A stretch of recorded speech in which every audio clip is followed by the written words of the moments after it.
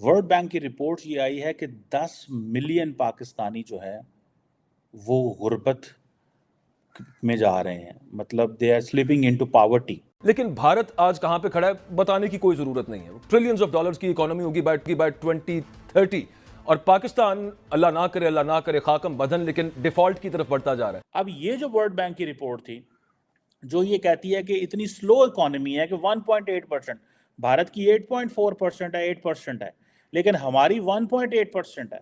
इस सिचुएशन में जब मामला जो है वो हद से बढ़ चुका है, तो किस तरह से फिक्स किया जा सकता है इकोनॉमी को? और जो अभी हम रूजवेल्ट होटल की निचकारी का सुन रहे हैं और एयरपोर्ट्स की निचकारी का सुन रहे हैं, no one can dictate India, लेकिन हमें तो सारे डिक्टेट कर लेते हैं। ये फर्क है भारत और पाकिस्तान में। भारत फैसला करता है, पूछता नहीं है।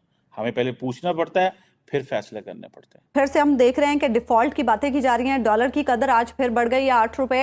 इंडिया तो अमेरिका से IMF का इमदाद भी नहीं लेता, और यहाँ उसके बावजूद इंडिया जो है वो क्वाड का एक हिस्सा है। इस वक्त आपकी महंगाई की सबसे ज्यादा एक वजह यह भी है कि आपने भारत से ट्रेड बंद कर रखा है। दालें जो हैं वो बाहर से इंपोर्ट करते हैं, ऑस्ट्रेलिया और दूसरे ममालिक से।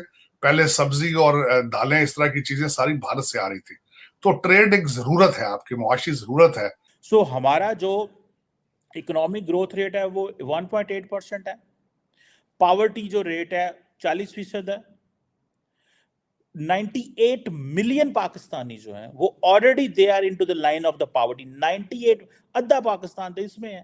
खबर ये आ रही है कि IMF जो है उसको तहफुजात अब हो रहे हैं। हमारी इन्फ्लेशन रेट तो 26% है, इससे भी ज्यादा है, और पाकिस्तान का ग्रोथ रेट 1.8% है। इस वक्त यह है कि इकोनॉमी की लोगों के लिए बुरी खबर यह है कि हालात जो भी चल रहे हैं इससे मजीद खराब होने जा रहे हैं। ये वर्ल्ड बैंक कह रही है कि 10 मिलियन लोग, यानी कि 1 करोड़ लोग जो हैं वो मजीद गुर्बत में जा रहे हैं। अमेरिका का नो डाउट एक सुपर पावर है दुनिया का, लेकिन फिर भी इंडिया सामने जैसे खड़ा होता है। हमारी प्रायोरिटीज किसे, हमने मुकाबला किसे कहता है मुकाबला इंडिया ना करना है। दूसरे जो पावर्स होते हैं उनकी बात सुनते हैं और उस तरह करते भी जिस तरह वो चाहते हैं। वर्ल्ड बैंक की रिपोर्ट ये आई है कि 10 मिलियन पाकिस्तानी जो है वो गुर्बत में जा रहे हैं, मतलब they are slipping into poverty. हमारी इन्फ्लेशन रेट तो 26% है, इससे भी ज़्यादा है, और पाकिस्तान का ग्रोथ रेट 1.8% है। लेकिन इससे भी ज़्यादा तकलीफ दे बात जो मैं आपको एज ए स्टूडेंट, जिसने पूरी ज़िंदगी जो यूनिवर्सिटियों से अटैच रहा है, पढ़ता रहा है, पढ़ाता रहा है, इससे भी ज़्यादा तकलीफ दे बात यह है कि पाकिस्तान के अंदर हुकूमत ने यह फ़ैसला किया है कि जो 24 अरब रुपए जो पब्लिक यूनिवर्सिटियों को जा रहे थे, जो उनको कट लगा दिया गया।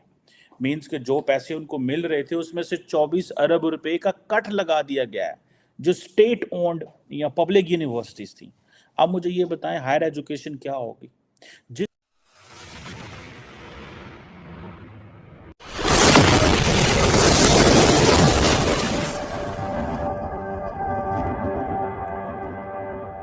जिस मुल्क के अंदर 3 करोड़ बच्चे स्कूल से बाहर हों, जिस मुल्क के अंदर 3 करोड़ बच्चे स्कूल से बाहर हों, और उस मुल्क के अंदर लिटरेसी की जो डेफिनेशन है वो ये है कि इसको पढ़ना आता हो, नाम लिखना आता हो, और फिर भी उस मुल्क के अंदर लिटरेसी रेट जो है वो 59% हो, वहाँ पे हुकूमत ये फैसला करे कि हमने पब्लिक यूनिवर्सिटीज़ में मज़ीद 24 अरब रुपए की कटौती करनी है, जबकि जो आउट ऑफ स्कूल चिल्ड्रन है वो 3 करोड़ हैं, जबकि गुर्बत जो है, ये वर्ल्ड बैंक कह रही है कि 10 मिलियन लोग, यानी कि 1 करोड़ लोग जो हैं वो मजीद गुर्बत में जा रहे हैं। वहाँ पे हुकूमत ये फैसले कर रही है।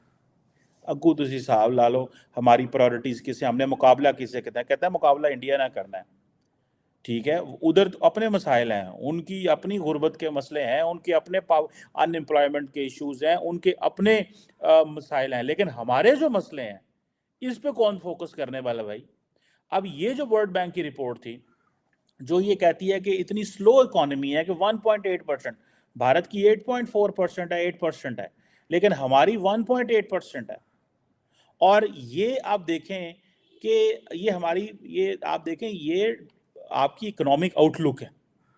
ठीक है, तो जो ग्लोबल फाइनेंशियल इंस्टीट्यूशंस हैं, जिसमें इंटरनेशनल मॉनेटरी फंड है, जिसमें वर्ल्ड बैंक है, ये बड़ी, जिसे कहते हैं ना, बड़ी ग्रिम इकोनॉमिक पिक्चर पेश कर रहे हैं। और हमारे जो मैक्रो इकोनॉमिक इंडिकेटर्स हैं हम वो सारे के सारे मिस कर रहे हैं। मुझे समझ इस चीज़ की नहीं आती, 17-18 अरब डॉलर तो हमारी एलीट खा जाती है, उनके पॉक्स प्रिविलेजेस, मज़े, अयाशियाँ, प्रोटोकॉल, रूटर घूटर, गाड़ियाँ, हटो बचो, टू टू पापा के लिए हमने रखे हुए हैं। मतलब सारी एलीट है, उसमें कोई एक तबका नहीं है, सारी एलीट है। वहाँ पे आपने फैसला किया है कि जो पब्लिक, मैं खुद पब्लिक सेक्टर यूनिवर्सिटी में पढ़ाता रहा हूँ, मुझे पता है वहाँ पे तो टीचर्स के बैठने के लिए चेयर नहीं होती, और वहाँ पे लार्जली बहुत सारे ऐसे पब्लिक, और हमारा हर पॉलिटिशियन एक ही चीज़ चाहता है, मेरे हल्के में यूनिवर्सिटी बना दो। और यूनिवर्सिटियों का क्या काम है, अगू ओ की पैदा करना है, सानू कोई पता नहीं की पैदा करना है। सो हमारा जो इकोनॉमिक ग्रोथ रेट है वो 1.8% है, पावर्टी जो रेट है 40% है। 98 मिलियन पाकिस्तानी जो हैं वो already they are into the line of the poverty. 98, आधा पाकिस्तान तो इसमें है। हमें ये बताया गया था कि हम जो है वो एक कॉम्प्रिहेंसिव नेशनल सिक्योरिटी डेफिनेशन लेके आए, नेशनल सिक्योरिटी की कॉम्प्रिहेंसिव एक डेफिनेशन लेके आए हैं जिसमें traditional security and non traditional security को अहमियत दी जाएगी।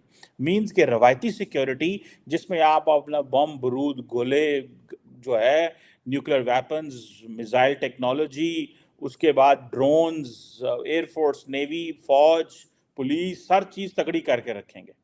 So we are good in as a security state, we are performing perfectly fine। बस ये दहशतगर्दों से हमारी जान छूट जाए। इंडिया तो अमेरिका से IMF का इमदाद भी नहीं लेता, और या उसके बावजूद इंडिया जो है वो क्वाड का एक हिस्सा है, अमेरिका, ऑस्ट्रेलिया, जापान। सो मतलब ये है कि ये तो अलायंस पार्ट, अब ये इशारा किस तरफ कर रहे हैं, तो ये कोई नई बात तो नहीं है। अब इशारा ये कर रहे हैं कि जी शायद अमेरिका कोई बेसिस मांग रहा है और ड्रोन्स के लिए कोई बेसिस मांग रहा है। तो जनरल मुशर्रफ के ज़माने में भी तो ड्रोन्स को बेसिस दिए गए थे और बहुत सी इमदाद ली थी, और उस वक्त आपके भी अफ़गानिस्तान के अंदर इंटरेस्ट थे, अमेरिका के साथ मिलके आपके इंटरेस्ट थे वहाँ अफ़गानिस्तान के अंदर।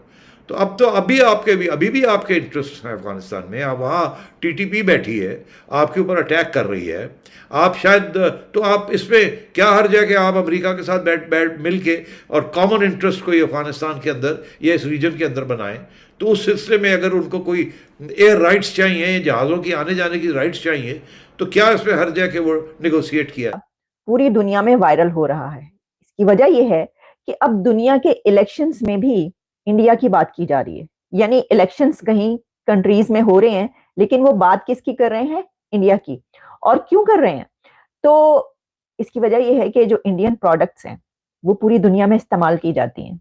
इंडियन प्रोडक्ट्स जिसमें इंडियन साड़ी, आप जानते हैं कि इंडिया की साड़ी जो है वो पूरी दुनिया में बहुत शौक से पहनी जाती है, और ख़ास तौर पर जब हम इंडिया के स्पाइस की बात करते हैं, मसालों की बात करते हैं, तो आपको पता है वो तो ईस्ट इंडिया कंपनी जो आई थी सब कॉन्टिनेंट में, वो किस लिए आई थी? वो तो उन मसालों की तलाश में आई थी, और वहां से जो है वो स्पाइस लेकर जो है वो गई, और उसके बाद जो है आपको पता है कि फिर वहां पे क्या क्या कुछ हुआ। लेकिन जरा वापस लौटते हैं और हम आपको ये बताते हैं कि इस वक्त बांग्लादेश में जो इलेक्शंस हो रहे हैं उसमें शेख हसीना ने अपने ओपोनेंट्स को जो है ना वो उड़ा के रख दिया, क्योंकि उनके ओपोनेंट्स कैंपेन इंडिया आउट चला रहे थे। अब इंडिया आउट कैंपेन यानी ये कि बायकॉट किया जाए,